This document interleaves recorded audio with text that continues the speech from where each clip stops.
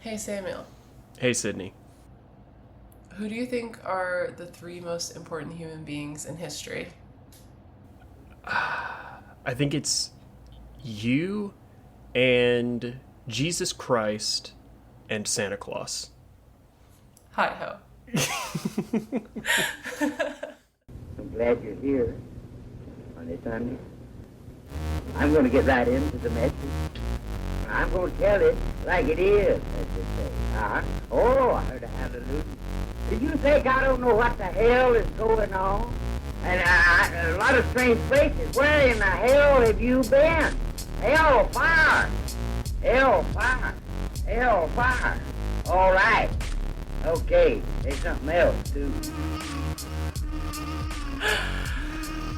Hello, it is Sydney coming to you live from Skyscraper National Park.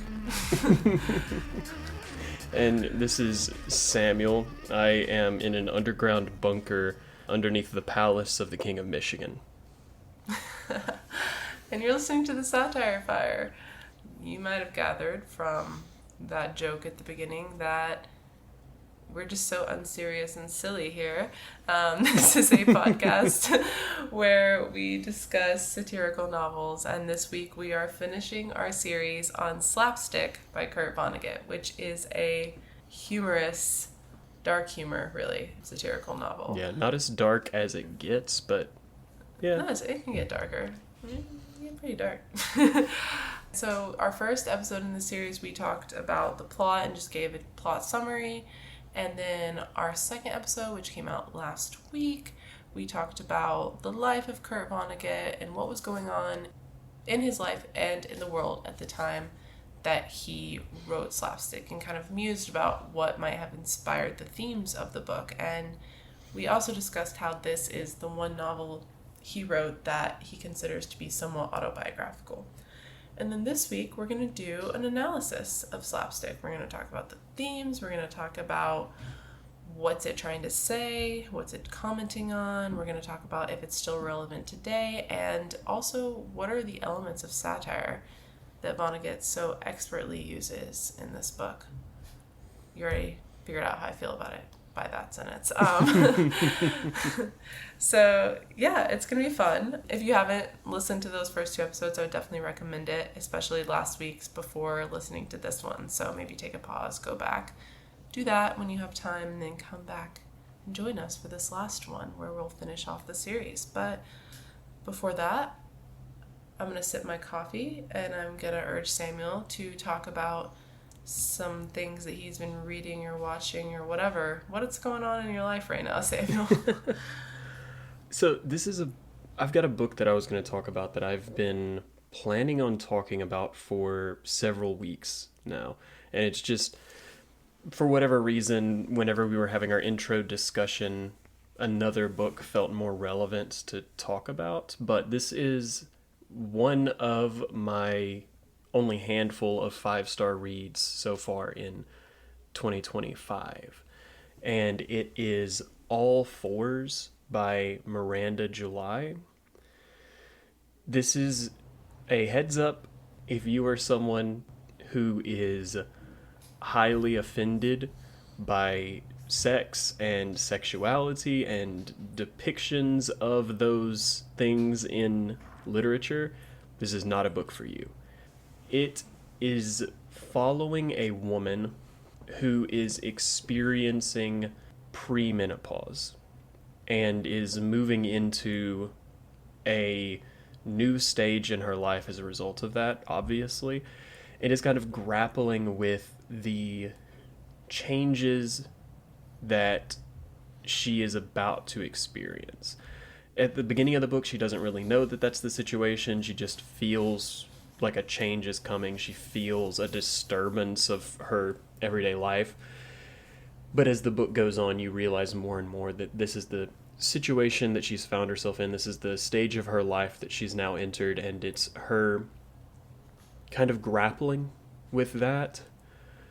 And it results in her taking on new lovers, some of them much younger than herself, some of them much older than herself. It results in a changing dynamic with her marriage and with the friends that she has in her life and the family that she's still in contact with. And I just found it really, really moving.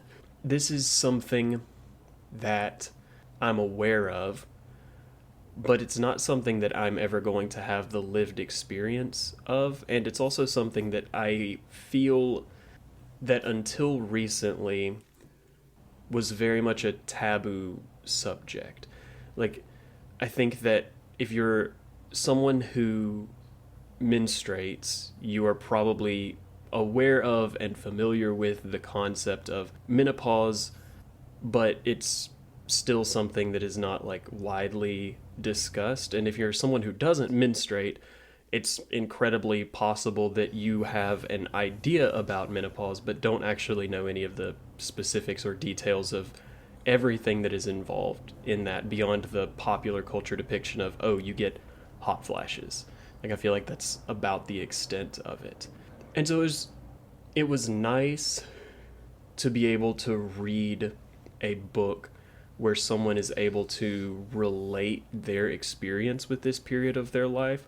Like, I feel like there are a lot of books out there about entering adulthood and realizing that your life is just starting. Like, there's a lot of Bildungsromans out there, but there's just not a lot of books, at least that I've read, that are looking at those changes that take place once you become an adult. It's a lot of, you were a child, now you're adult, here's what your life is like. There's not a ton of books about what's it like to become an elderly person. What's it like to enter menopause? What's it like to experience these events that are shaping of your reality, but are not as popularly discussed as, oh, now you're an adult. And so it was really good. It was very moving. Like I said, it talks a lot about sex and sexuality, and there are a lot of relatively graphic depictions of sex in the book. And so you know who you are if you don't enjoy that in a book for whatever reason. Don't bother. Don't read it. I mean, the name of the book is All Fours, so take from that what you will. But yeah, I really, really enjoyed that book. Yeah, that sounds good. I feel like I would enjoy it. I agree that there's not a lot of books about people over the age of 50. Yeah. I've seen that book, and I think I was at a bookstore near me recently. It's called Book Culture. Mm-hmm. Love Book Culture. And I think I saw it on a table. I liked the cover. I liked how the title was wrapped around the top. Yeah, and the cover is really cool, and it becomes very thematically relevant once you're reading the book. Also, something that I did not mention, WLW representation. This is a queer book, so if that intrigues you even further, go for it. Yeah. By the time this episode comes out, it'll be July. But when we're recording, it is in the final days of Pride Month. So be gay while you still can. You've only got a few days left. After that, cut that out. I'm going to New York City Pride tomorrow. That's not what I was going to talk about. But I moved to New York a year ago. A little over a year ago. Like a year and a month ago. For all our listeners. And last summer I did not go to Pride. So this will be my first New York City Pride. I've heard it's chaotic and crazy and really, like, there's thousands of people there or something. I don't know. Yeah. But yeah, I'm excited. But what I wanted to talk about is a show I went to. So in the past, if you're a dedicated listener, you've heard me talk about going to see Charlie XCX, and you've heard me talk about going to see Beyonce, but this is not a concert. This is a comedy show. It was actually my birthday present from Sarah, my partner, and it was just delayed in attending, but Yeah. we finally went and saw Amy Poehler and Tina Fey on their comedy tour they're doing together. And I'll start with the good. So I did really love it. They're hilarious. I'm a big Amy Poehler fan specifically. I also like Tina Fey, but I love Parks and Rec. That's kind of what got me into Amy Poehler. But once I was into her, I started watching like old videos of her SNL skits, and specifically I love Weekend Update now, but also I love like watching videos of her and Tina Fey doing Weekend Update, and they describe themselves like jokingly as work friends, but they are work friends. They've done so many things together. They've done movies together that are really hilarious, and they just really like riff off of each other very well. And so it was very funny. Specifically, my favorite part was that they did a Weekend Update segment where they just made fun of Trump mostly.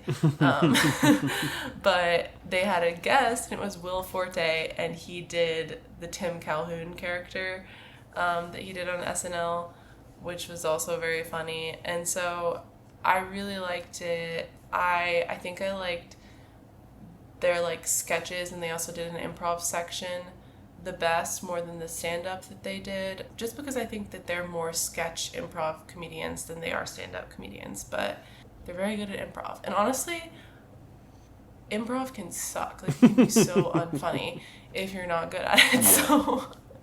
So I'm really glad that they were good at it. But what I didn't like about it, it doesn't have anything to do with how funny they are, but it's that it was in an arena, like a hockey arena.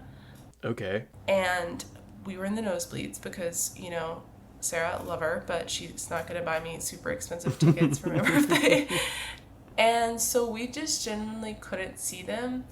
And also, and that's kind of hard, especially for improv, like not being able to see them. And there were screens, but they were not big enough to see all the way from the top. Oh. And so I was like squinting, and it was kind of giving me a headache to really like see them. I definitely could hear the comedy, but couldn't really see it. And I just feel that comedy shows should never be in an arena. That's my opinion, and I'm stating it right now. I get that they are so popular, and that's why they are doing this like tour in an arena. Yeah. So that lots of people can attend, but that was just not a good experience. And also, it was just the rows at the very top were so narrow. It was like one of the most narrow, like my legs, instead of being at a 90-degree angle, were like bent backwards. Like, it was crazy. And so not like comfortable or a good viewing experience, but I'm still glad that I was like in the building. And I feel like at a concert, it's different because if you're in the nosebleeds, there's a lot more dynamic. Typically in arenas or stadiums, there's lights and special effects and a lot more going on besides just the person performing. And there was a little bit of that in terms of like they had some videos and stuff, but once again the screen was not big enough for me really to see up there. So I don't know. This is us as a podcast vowing that if we ever go on tour, we will not do it in arenas or large scale theaters. Don't worry. Whenever we inevitably make it big and start touring, it's just going to be us and you and your 3 closest friends. Yep. We'll start with like local indie bookstore tours, and then maybe we'll do some like small theaters, like and then we'll stop there. Yeah. So if you out there are interested in seeing us on tour, send us a DM. If you pay to fly us out, I will do a podcast recording for you personally. Yeah, we could do it like in your living room or something. I don't know. Yeah. So that's that. I don't know. I would recommend it if you're in. Like, I don't know how many tickets are still available but like I would recommend it if you're into them. But I would say if you can afford to not send the nosebleeds, maybe do that. And on that note, I can't afford to sit close at a comedy tour, so send us money. No, I'm just kidding. My Venmo is... Yeah, so let's get into talking about Slapstick. That sounds like a great plan to me. Yeah, I think we should do that. I think we should talk about Slapstick by Kurt Vonnegut. So I wanted to start by just kind of let's overarching what are the main themes of this book? Like what's the point? Maybe we can go back and forth. The first one I would say is like loneliness and struggle with family and interpersonal relationships. Yeah, I had written down 4 themes that I thought were relevant. Of those, 2 of them, one was loneliness and one was family. And then I also had capitalism and nationalism. I think that it's saying a lot about both your identity as a member of a family and also your identity as the citizen of a country, and the way that capitalism impacts all 3 of those other things, your relationships with other people and also the degree to which you feel connected. Yeah. And I would say specifically critiquing like American capitalism and American society. Yeah. This is a very American book. I think that Vonnegut is a very American author. Yeah. And also, I guess, just like overarching of all those themes is that life is unpredictable. Life is filled with highs and lows, and some of those lows are really low. And some of the highs are high. But when facing that unpredictability, it's nice to look at it from like to equalize those experiences and not take it too seriously. This is just what life is. Don't put more gravity into something that's really terrible than you do something that's really good. Like, I don't know. Just facing man's rude slapstick, God's rude slapstick, with a bit of silliness and a bit of laughter. Yeah, and that's how you can get by. Yeah, so let's see, which one do you want to talk about first? Which theme? I think the most important theme is loneliness throughout the book, and so I feel like we can talk about that and then see where the conversation branches off from there, or maybe we just talk about loneliness and then use everything else as footnotes. But I really wanted to talk about loneliness for a couple of reasons. The first thing that I was going to say is I feel like of every author I've ever read, Kurt Vonnegut has the best hit rate of identifying an issue with society that does in fact get worse. Like, I think a lot of authors have 1 or 2 books, or even within certain books, they have 1 or 2 themes that they point at and they say, this is a problem with society, and then it actually is a problem. But for every one of those, there are other authors or other books or other themes that they point at and they're like, this is going to be a real issue, we need to address this, and then it doesn't really become anything. But you look at Kurt Vonnegut's books, and Player Piano is about the automation of society, removing our need for labor, and when you're in a capitalist society, if your labor has no use, you have no use. And that's happening. You look at Mother Night, and he's talking about how insidious fascism can be, because if you walk like a fascist and talk like a fascist, even if you don't identify as one, that's what you are, and that's what kind of a world you're going to herald in. And then Slapstick is all about loneliness, and you cannot avoid hearing people talk today about us being in the middle of a loneliness epidemic, about how specifically men, but everybody in our society has a smaller social circle than they did a couple of decades ago, and have fewer close friends than they did a couple of decades ago, and on average feel more isolated than they did a couple of years ago. And of course that was accelerated by COVID, but it's a problem that existed before COVID systemically, and is just kind of accelerated to a point that it can't be avoided anymore. So I just find it really interesting that he, in the 70s, pointed out, hey, we're heading down a road in which loneliness is going to be a really big issue for society. And fucking A, man, he nailed it. Yeah, I really do think he has a talent for, I guess this is what you just said, but like a lot of authors, they take something that is an issue at the time and they write about it, and that's totally fine and great and relevant.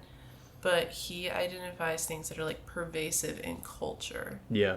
It's not just like, you know, it's not just that there was an attack on Pearl Harbor and so he wrote about that. He wrote about war, and in a way that was like historically relevant and would be as well relevant in the future. It wasn't about one singular or a few events at one time, you know? Yeah. And I think that's smart. Yeah.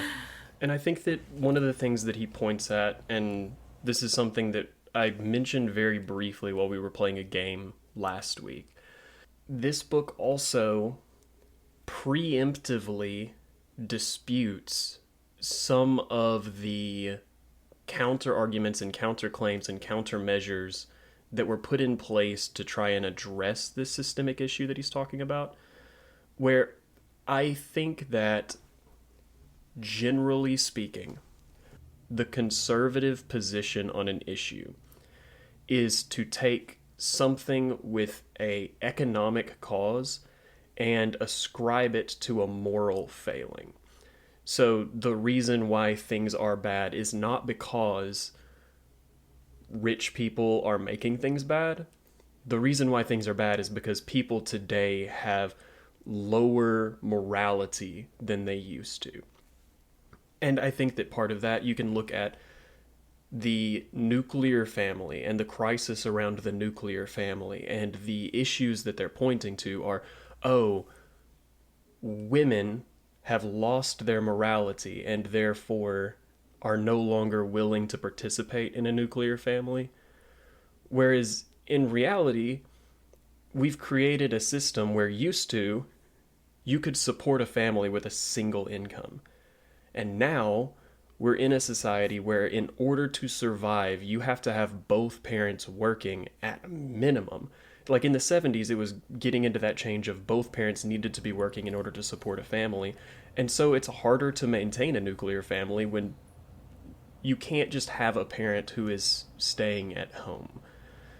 And this book talks a lot about family and its relationship to loneliness, and how you can't just use family as a cure-all of like, oh, you're lonely? You should get more in touch with your family. Or, oh, you're lonely? Must have been that your family abandoned you. It's got something more important and interesting to say, where it's pointing towards, the reason why we're pushing the narrative of family is because we don't have community. Because really, family is a stand-in for community in this book, of like people with like ideas coming together and appreciating their shared situation or their shared enthusiasms. But since that's been stripped away, now all we have left is, well, I guess since we don't have community anymore, everybody gets a new family, and you got to treat them like family, and you got to love them like family, and we're going to force community through the lens of family. Yeah, some of the critiques of this book and why it is not liked, partly because it's really weird. Yeah. But also because it's seen as very cynical. But I read this response to some of those like critiques about cynicism, and I can't remember. I think it was called The Last Book I Loved. It was it was well written, and I'm sorry I'm forgetting the name of the author. So I'm kind of stealing this idea from them, but I also agree. And it's that it's not cynicism. It's like a refusal to comply with arbitrary constructs. And essentially it's saying that, you know, the categories that we separate our world into and the motivations that we give ourselves, like love and morality and things like that, are arbitrary and easily undermined. But what isn't easily undermined, and this is a belief of Kurt Vonnegut's, is common decency. Yeah. And kindness. And he was a humanist, and he really spoke about the importance of just kindness and common decency and respect. And so I think for him, like, family doesn't need to be bound by love or bound by the expectations that are hard to fulfill, but rather by decency and respect and similarities that you can find in another human. And I remember I annotated on page 120 where Eliza and Wilbur are about to part, and Wilbur's like, Eliza, you know, all the books that we've read together say that love is the most important thing of all. Maybe I should tell you I love you now. And she's like, go ahead. And then he says, I love you, Eliza. And then she was like, no, I don't like it. And he asked why not. And she said, it's though you were pointing a gun at my head. It's just a way of getting somebody to say something they probably don't mean. What else can anybody say but I love you too? Yeah. And I think that, like, that kind of speaks to what you were just saying about, like, these arguments for morality and these arguments for, like, things are bad because we're not doing these things that we're supposed to do. And I think he's rejecting all of that, and he's saying, this is ridiculous. You don't have to love your parents. You don't have to love your spouse. If you stop loving your spouse, that's fine. Yeah, you don't have to love anybody. You don't have to love anybody. What you should do, though, is be kind and treat people with decency and respect. And I think it's kind of saying, like, that can be a cure for loneliness, is, like, not forcing yourself into these arbitrary relationships or categories that life creates for you. Yeah. And I liked the way the review said, you know, it's not cynicism. You're mistaking it. It's this. And I thought that was a good point. Yeah. The foundation upon which community is built is mutual respect and consideration. And if you lack those aspects, you can't have community. And if you can't have community, then what can you have? And it's points, like one of the quotes that we've already mentioned in the book is talking about the idea of paddling your own canoe, about how I think that the phrase traditionally is like, every man is an island, where you're supposed to be able to be self-reliant, you're supposed to need no one else and no one else's help or input in anything.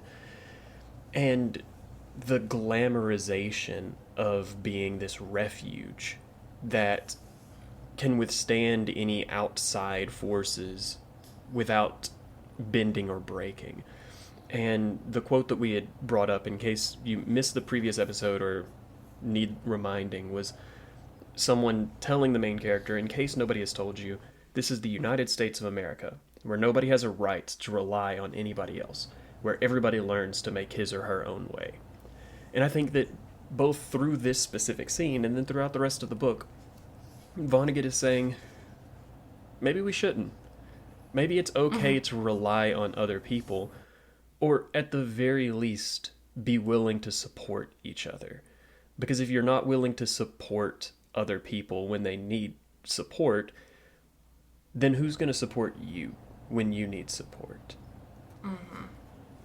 Another thing I like, another example of just, like, this respect and this common decency, and, you know, in this book, his relationship with Eliza is supposed to be, and, like, remove the weirdness from it, like, get over the weirdness, and it's supposed to be representative of a truly commonly decent, respectful, kind, understanding relationship. And when they, I think, speak to each other for the last time, other than when they talk after she's already died, she flies. I didn't talk about this in the summary episode, so you might be confused. But she flies in on, like, a helicopter over the Boston Common. I can't remember if it's the Public Garden or the Boston Common, but in a park in Boston. And he is, you know, a doctor at this point, and she is leaving to go to Machu Picchu, and she, like, yells at him with a megaphone. And she recites Shakespeare's Sonnet 39. And the sonnet is about, the first half of it at least, is about, like, the necessity of separation and, like, why these two people must separate from each other. And it's like, how, you know, when thou art all the better part of me, when can mine own praise to mine own self bring?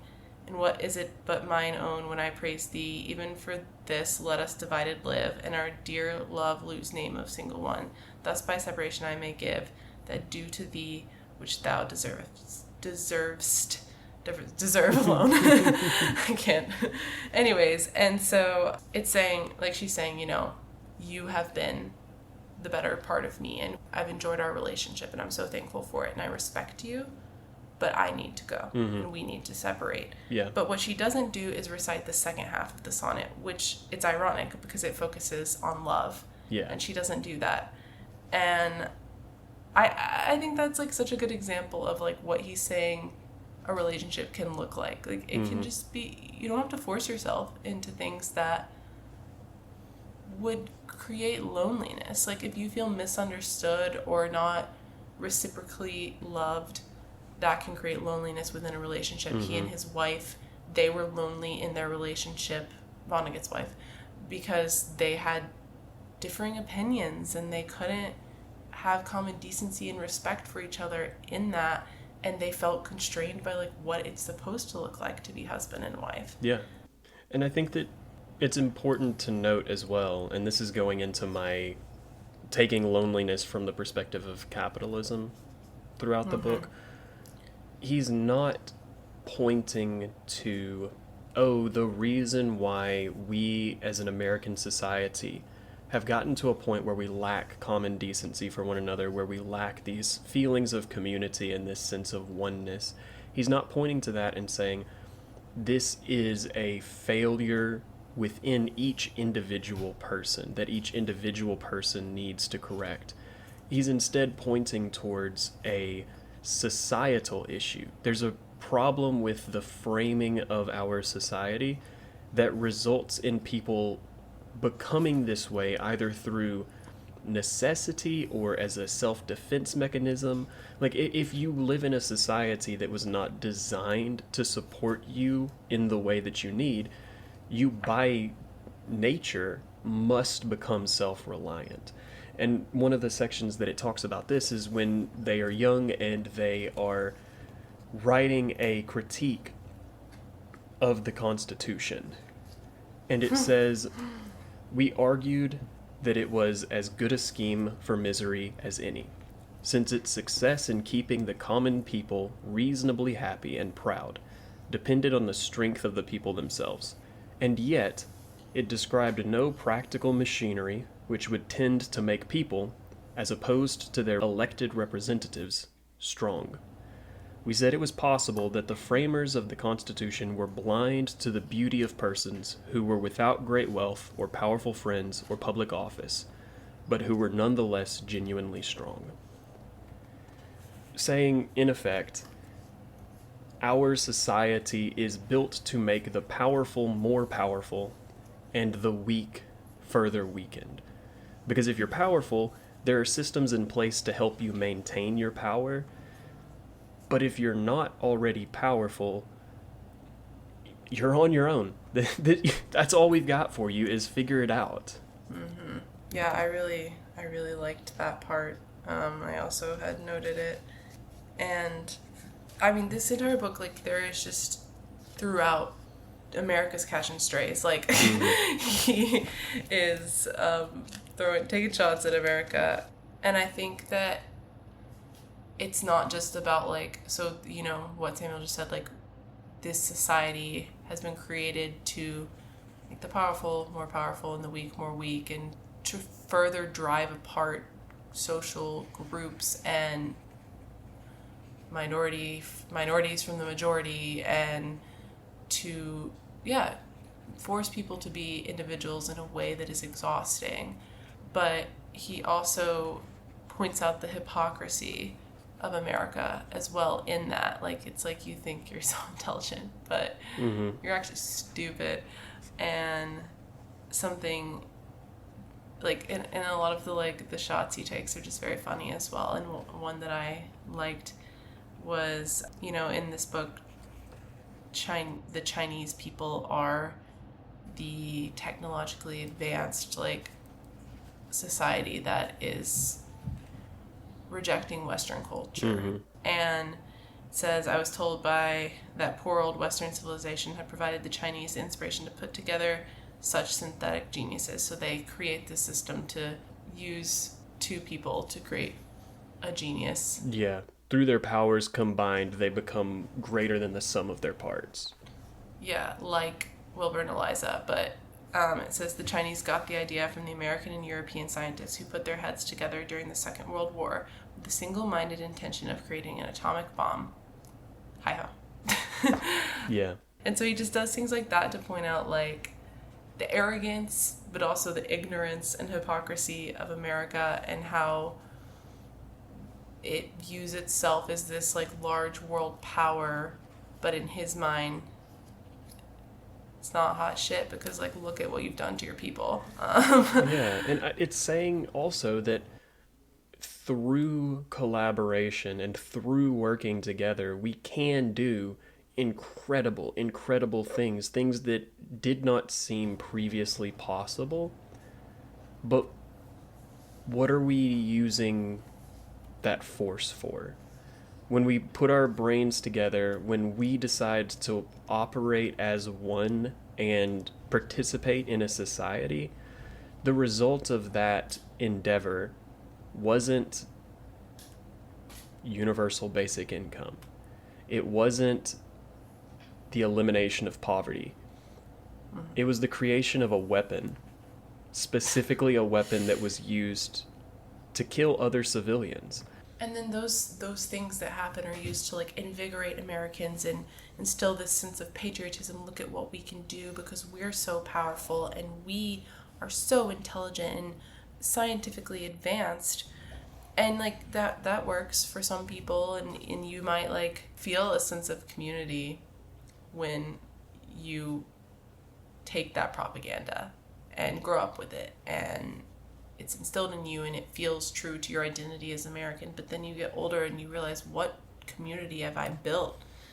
And the community that you allegedly have is shallow and artificial and based in things that don't bring people together and don't make people feel prosperous. And then you realize you have to work in this machine that forces you to be utterly alone unless you were afforded privileges like wealth and, like, mainly wealth, but also, like, connections. and you know, he comments on that as well, where, like, he says somewhere in there, I married an equally wealthy woman, actually a third cousin of mine. Which is, you know, that's irony, that's ridicule, that's slapstick, that's ridiculous humor, saying that, like, these people, this upper echelon is they might have privilege and success afforded to them, but they're in the same group. They're not expanding. They're not building community, and they too are just lonely. And so either you're lonely in your success in the American machine, or you're lonely in your failure in the American machine because you grew up and you realize all the promise afforded to you was hollow. Yeah, and like, it also talks about speaking more on that, more directly, about the society that it does see, or the community that it does see happening in America. That community is based on exclusion instead of inclusion. And one of the ways that it talks about that was another point that we had made, but I'm going to carry the quote a little bit further, was with Eliza accusing Wilbur of being a fascist, where it's talking about the idea that community is built in America upon not the inclusion of other people, but the exclusion of people from in-groups, where it says Eliza accuses him of excising her like a tumor on his side that he needed to get rid of. And he says, I never said that. Other people said that and you believed them, she said. That's worse. You're a fascist, Wilbur. That's what you are. That's absurd, I said. Fascists are inferior people who believe it when somebody tells them they're superior, she said. Now, I said. Then they want everybody else to die, she said. And it's very much a, like, they came for the gays and I said nothing, for I was not a gay. They came for the Jews and I said nothing, for I was not a Jew. And then they came for me. And nobody was there to speak up. Where if your society is built upon exclusion, once everybody has been excluded, what's left? I want to touch on two things before we talk about if this is relevant today that are like could be seen as controversial aspects of this book, but I don't think were intended to be in their use. And first, we've already talked about it, is incest. Obviously, there's incest happening in this book, and Kurt Vonnegut was not a supporter of incest. He's not trying to encourage people to have relationships with their sisters, guys. and totally, I can see how like reading that could be deeply uncomfortable, and I can see how someone might not like this book because of that very aspect of it. But what I see it as, and like I think what it is intended as, is more, it's not simply for like the shock value of it, but it is using a shock value or something drastic to kind of explore, like, once again, loneliness and also just the need for connection. And you're born, I think maybe is what he's trying to say, with like a yearning for understanding and connection to other individuals, and social constructs can limit that. And so in a way, I think it's a bit of a critique of social construct as well, even though I once again don't think he's trying to say like incest should be allowed. But I think he's saying like when you come together with someone where you can share intelligence and creativity and ideas and respect and all the things we've already talked about, like that can be so passionate and a genuine connection, and like you should seek that out in life. That's how you can find belonging. That's how you can overcome the loneliness. And so I think it's just using something that is exaggerated to like comment on that. I don't know, what are your thoughts? I agree, and I think that one of the things that it's making a comment on is the way that it makes you uncomfortable, because I think that it is pointing to, we are, instead of prioritizing community in our country, we are prioritizing family. And there's certain things that you cannot get from your family.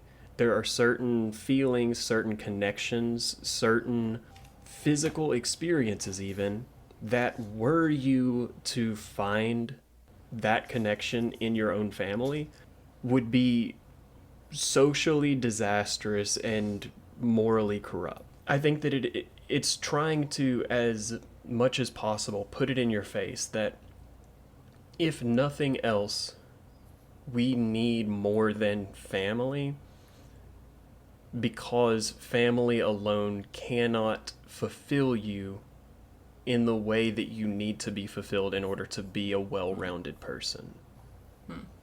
Yeah.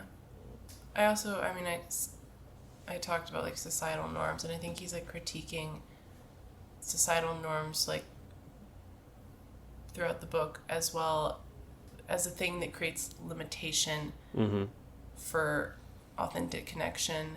And something that he said in the book, when Eliza and Wilbur, when that doctor is brought in, Dr. Cordelia Swain, the psychological expert woman who comes and hates the kids. When she's brought in, but she's very respected, and so he says, I can think of another quickie education for a child which in its way is almost as salutary: meeting a human being who is tremendously respected by the adult world and realizing that that person is actually a malicious lunatic. And I like that, and I like that it's kind of a comment on how children are not yet susceptible to adult social constructs and not yet forced to find relationship or connection or respect for people who are not good people. But they're taught that, and I think that's another instance of just critiquing like these weird norms and constructs that are limiting our actual genuine connection and contributing to our loneliness. Because if you're forcing yourself to hang out with Dr. Cordelia Swain Cordner, then you're probably going to be pretty lonely. She seems like a bitch. And then the other thing I wanted to talk about, and I said I'd come back to this, is the use of slavery as a term. So in the modern day apocalyptic world, there is a character, Vera Chipmunk 5. Yeah, so Vera Chipmunk 5 lives in Turtle Bay, and she has a bunch of other Chipmunk 5 family members, also known as slaves, who work on her farm. And she grows all these crops on her farm, and all people come from all over to join her family and therefore become her slaves. And so when they come, they might not have the same middle name as her. They might not be Chipmunk 5s, but they like convert to come live with her and be a part of her family and work for her. And Melody and Isidore, the main character, Wilbur's granddaughter and his granddaughter's partner, their aspiration in life is also to become one of Vera's slaves someday. And in previous books, we've talked about why, like, Samuel gave a very good analysis of why Brave New World was racist. And, like, if these things are true in your book, if you're making these stereotypes about a specific group of people or these, like, harmful narratives, if you're making that a truth in your book without offering a critique of those stereotypes or those narratives, then you've got a racist book. That's what Samuel nicely outlined. And in this book, yes, it uses the word slavery, and definitely I think when you hear that, you like a little jump scare sometimes. But first, they don't tie race or any sort of like stereotype to these slaves. There's nothing. They're just people who come, live, and work for Vera. And also, these people are happy to be there and go by choice, and Vera joins them. She forms community with them, and she works with them. And so I don't think that it is racist or intended to be harmful. That's my first point. Did you have anything to add on that before? Yeah, I had some thoughts on this. I agree with you that I don't believe that Vonnegut is being racist or overtly problematic as a result of this, but I don't know if I love the situation because it feels like he is making analogous modern day working conditions and slavery, where he's talking about how if you reduce your community, the only thing that's left is work.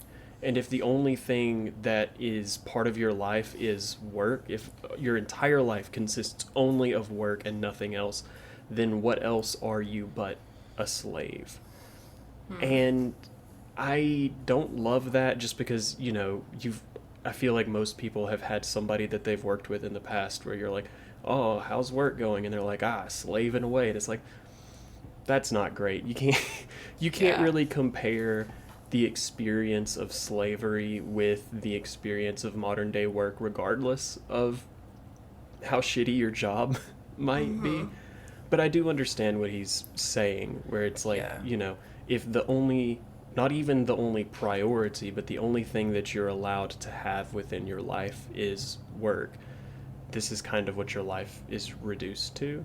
And then I think it's funny, though, that he does kind of accurately predict the fact that all of these people working for Vera become a part of her family. And that feels so modern workplace of, hey guys, we're all just a family here. Like, everybody's a family. We're a team. We're more than a team. We're a family, and we're all working together and for each other. And it's true, the stereotype of if you're in a workplace and they say, oh, we're just like family around here, that's a red flag. They have intentions of exploiting you under the guise of, we're all just working together as a team. What's a couple of extra hours of overtime that you don't get paid for here and there? We're all just family. And so I found it funny that aspect was added. And yep, You nailed it, Kurt. That's what I was going to say, is I do think what you were just saying, like, when you are in the working class, like, all you can have is work, and because that you need it to survive in the American machine, and so that becomes, like, your family in a way. Like, I thought it was a comment on that, and I can see how it could still be uncomfortable. Like, it's a comment that can still be uncomfortable. It's like, we could have just done it differently, maybe. But I did want to, like, make sure to bring it up in that, like, it's still different. He's differently using a term that is not the best term to use in general. It was definitely than, like, the the fastest way to make the authors. point. Yeah. But, so yeah, lastly, did you have anything else before we move into talking about what's relevant today? No, let's talk about it. If it's not already apparent from the intro, I think this is incredibly relevant to modern day. Like I said, you cannot throw a stone without hitting an article related to the current loneliness epidemic, and this is all about it, baby.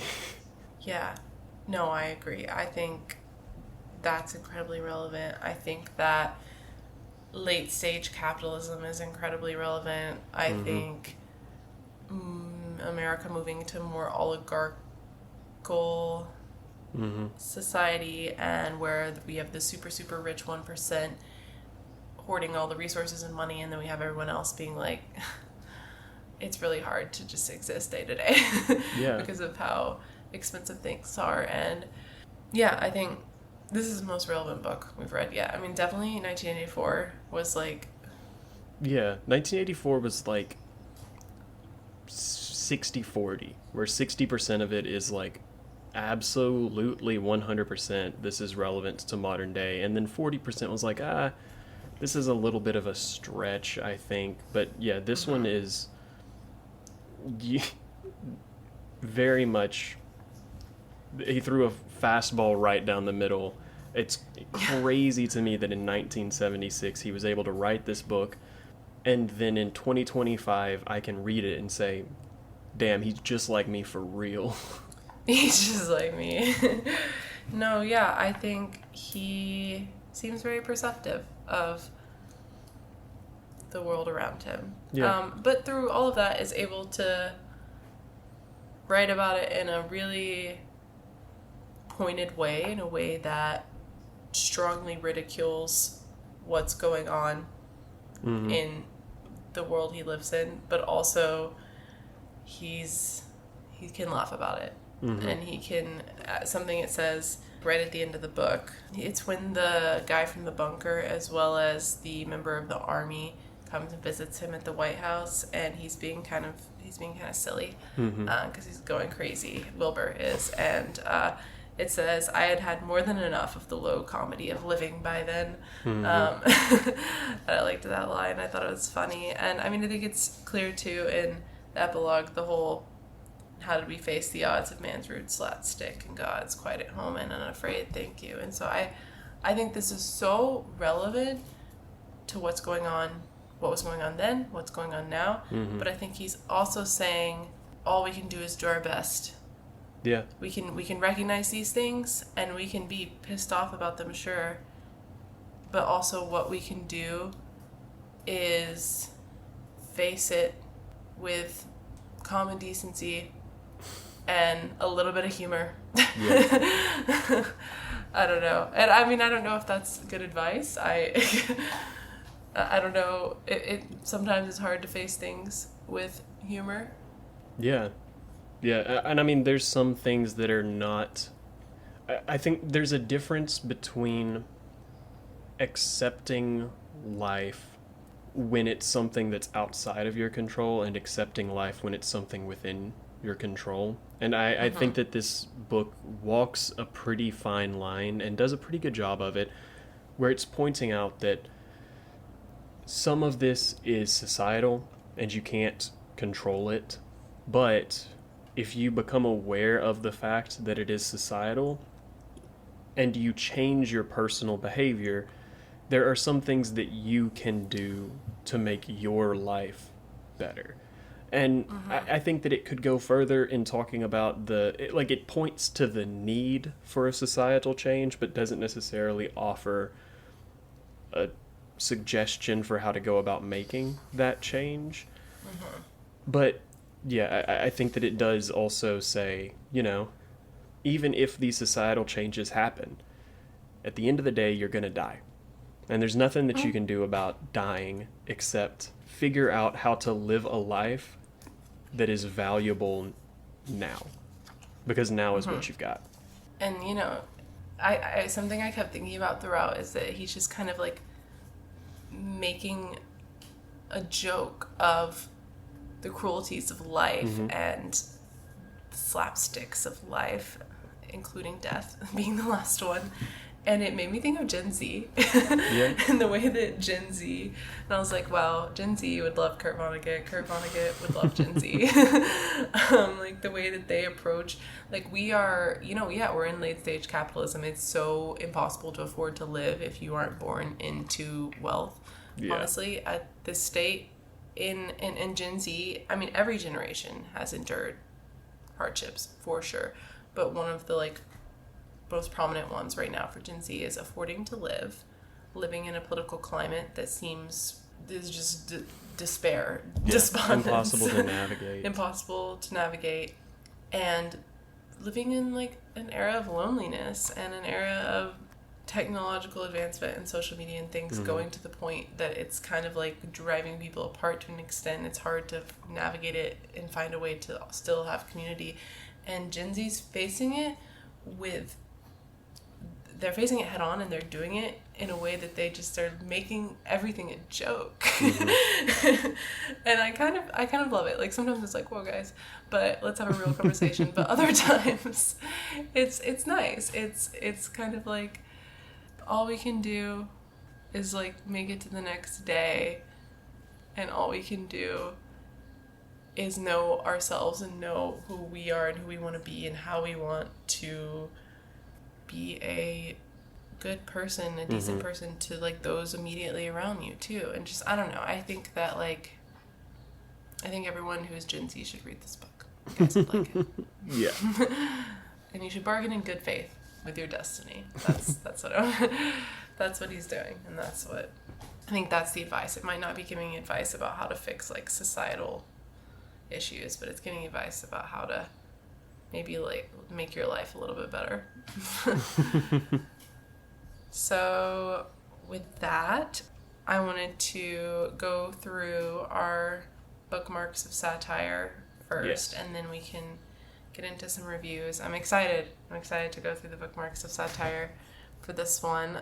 If you're new to the podcast, this is something we do where we have 5 indicators of satire, essentially 5 pillars. This is what makes satire, and we go through each one and we discuss whether or not this author in this book utilized those. And so far we have not had one that is 5 for 5. I think our best has been 4. I think so, or maybe 3.5. I can't quite remember. So yeah, let's do it. So the first one is humor, correct? Yes. And yep. Yeah, this is certainly the funniest book that we have read. Certainly. And the second one, I'm trying to remember the order of them. I guess it's not important. Then we have exaggeration, and this one's definitely doing that as well, I think. Yeah, the entire concept of incest, the whole point of the artificial extent. Yeah, exactly. It's all exaggeration.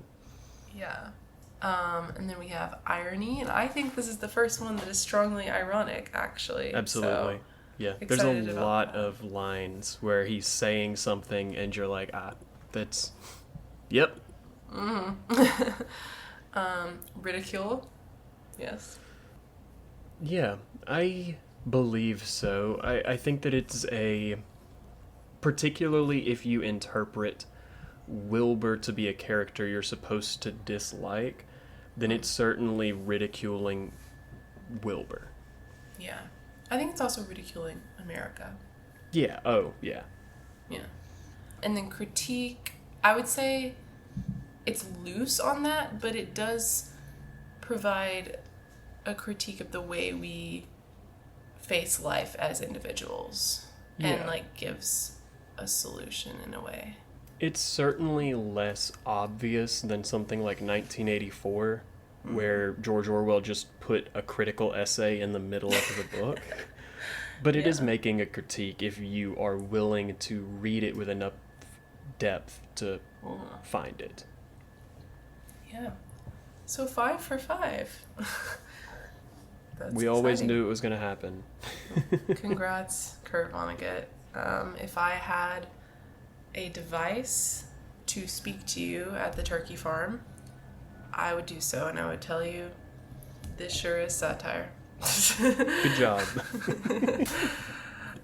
And then we're going to play a game that we've played before, where before we talk about our reviews of this book, we're going to hear your reviews.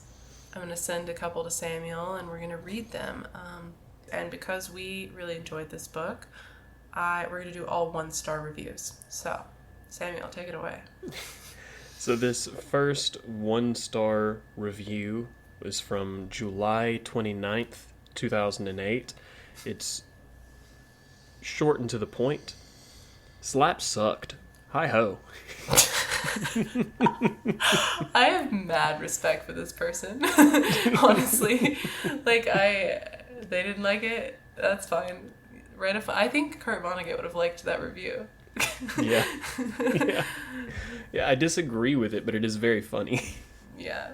Okay, another very short review from April 10th, 2023. This person said, "Maybe I'm just not woke." 1 star. So is the understanding that in order to like this book you have to be woke? What about this book is woke? I don't know. I mean, it's left-leaning politically. I have so many questions about this review. I'm like, are you not left-leaning politically? And therefore you're like, what is this liberal bullshit? But it also feels like you have to have had a more in-depth reading of this book to know how left-leaning it is. I assume, this is my guess, this person read it and took it at face value, and the incest part, they were like, too woke for me. You're advocating for incest? Woke. Woke. Yeah. The next review that I've got is from November 4th, 2016. Unbelievably weird. Literary equivalent of a bullshit modern art exposition. Vonnegut is just taking the piss with this one. I liked this one because the modern art. It keeps coming back up. Folks, if you are falling for the propaganda that modern art is bad just because it's not representational, that's fascism, man. It's a fascist take. Learn history. That's fascism, baby. And they're gonna get you. Yeah. No, it's come up in like 3 of the 4 books, I swear. Yeah, absolutely. Okay, and this last one's a little bit longer. So, this person said, stylistically, Vonnegut has always had a propensity to jump from idea to idea. Writing in relatively short snippets, in past works, I found these leaps amusing and even exciting. But in Slapstick, the jumping around feels like the author grasping at straws, throwing various ideas at the wall in a desperate attempt to see what sticks. Political satire, incest, unhappy families, skewering the rich, stereotyping other races, bashing the military, it's all there, but it's just so much sound and fury signifying nothing. Perhaps if I had read this novel in an era before the election of Donald Trump, or prior to a global pandemic, I would have felt differently about it. However, in 2021, the satire falls flat and the absurdism just seems silly. The sting has been taken out of Vonnegut's tale by the intervening years. It's too close to home to be either funny or prophetic. Additionally, I found too much of this to be simply crass and mean-spirited. I might attempt another Vonnegut down the road, but it won't occur soon. I've been slapped around enough, I think. I think this person's just dumb. Yeah, I feel that they said it hits too close to home to be prophetic. And I was like, what? I think that's the definition of prophetic. Like, if it is relevant. Yeah. Yeah, I just don't think they're good at reading books. Yeah, I think, like, they pointed out all the things he's doing. Yeah, but failing to understand how they are related. Yeah, but it says it signifies nothing. And I was like, well, honey, you just said how it does. So close, but so far. Yeah, this feels like the kind of person that would make a William Faulkner reference within their review, but I hesitate to say that they've read William Faulkner's Sound and Fury. Yeah, so those are some of your reviews. My review is I really like this book. As I've mentioned in every episode, I think this is the first Kurt Vonnegut I read, and I was thoroughly impressed. I know that it's not one of his most well-loved books, and I do think that he has better books. I agree with that. Yeah. But I really like it, and I like it stylistically. I did personally give it 4 stars just because I think I know that Kurt Vonnegut specifically can do better, and I don't think it's like a perfect book. Yeah. But I do think it's a really good book. Yeah, I agree with basically all of that. I also think it's a 4-star book. I think it's good. I think it's enjoyable. I know that it is not his best work, and there are points that aren't the best, and there are parts that are a little bit sticky for me that I don't enjoy fully, but I like the tone of it. I like for the most part, the messaging is stuff that I thought was well done. Yeah, it's 4 stars for me, very solidly. Yeah, and prior to this, we've been doing this thing where we rate all of our books that we've read so far on the Satire Fire in order of the ones we like the most to the one we like the least, so we can eventually find out what's the best satire out there. Yeah, which the standing of that list so far, if you've not been keeping up, is we've only done 3, so number 1 is 1984, number 2 is Brave New World, and the worst satirical book that we have read thus far, Fahrenheit 451. I think this is better than 1984, but I don't know. What do you think? 1984 is a really good book as well, and they're very different, so I struggle with. Yeah, I think I enjoy this more than I enjoy 1984, but I think 1984 is a better book. So I would personally rank this as number 2 on our list. There's no discussion. It's better than Brave New World. Oh, yeah. No, for sure. But I do think that I think that I have to acknowledge my own bias towards Kurt Vonnegut, and I do appreciate his style quite a lot. And I don't want to favor style too heavily over substance. And so I love this book. I think that 1984 is a more competent book. Plot-wise, too. Yeah. I can hear that. Yeah. I think that we're going to end up with a lot of Kurt Vonnegut books near the true. top slots. That's true. So I don't really want to end up with a list where all the top 5 are top Kurt 14. Vonnegut. Kurt Vonnegut. And then 15. No, I do really respect 1984 a lot as a book, and I think that it is read in schools across the nation for a reason. So I hear that. I receive your your opinion, and I will sustained. Awesome. Okay, so right now we've got 1984 first and Slapstick second, and Fahrenheit 451 dead last. So next week we will be doing an interlude episode between this book and our next book.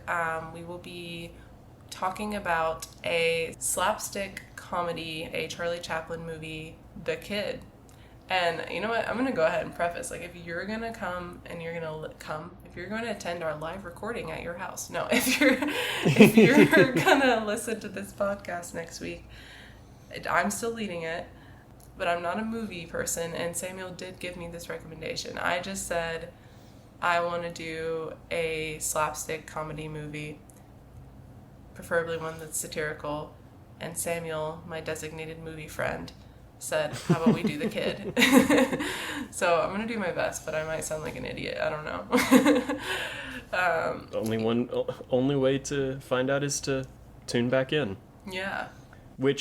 And then after that, we will be starting a new series, which will be led by me, and that is going to be on the book Lula Dean's Little Library of Banned Books by Kirsten Miller, which is our most contemporary book that we've ever done. It's the first book in the 21st century. 21st century, baby. Yeah, it actually came out like a little over a year, or like a year ago, I think. In 2024. Recently enough that the paperback is not out yet. Yeah. So stay tuned for that as well. Thank you for listening. If you want to follow us on our social media, we're on Instagram at the Satire Fire Pod. That's POD, and we're also on TikTok, Blue Sky, and YouTube at the Satire Fire. You can you can comment, you can subscribe to our channels, you can subscribe to this podcast wherever you're listening to it right now so you don't miss an episode. And we'd love to chat with you about the books we've been reading or suggestions you have for future books. And yeah, that's about it. Samuel, your note is... Yeah. Like Sydney said, thank you for listening. It means a lot to us. Our intro and outro is a remix of the song 48 by Cullah. And yeah, we'll be excited to see you next week. Don't forget to support your local library. Yeah, if you want to read Lula Dean's Little Library of Banned Books and you're not into hardbacks like me, you can check it out from your local library, which is what I did. So I'll talk more about that when we start the book, but totally do it. All right, thank you. We will see you again next week. I'm Sydney. And I'm Samuel. Bye. Bye. I just about come to the end of the road. Here, I've just about lost patience with you people. You get your ass out to the mountains or someplace, or hide in there and watch that damn tube. But if not, fuck it. I'm done. In fact, my sermon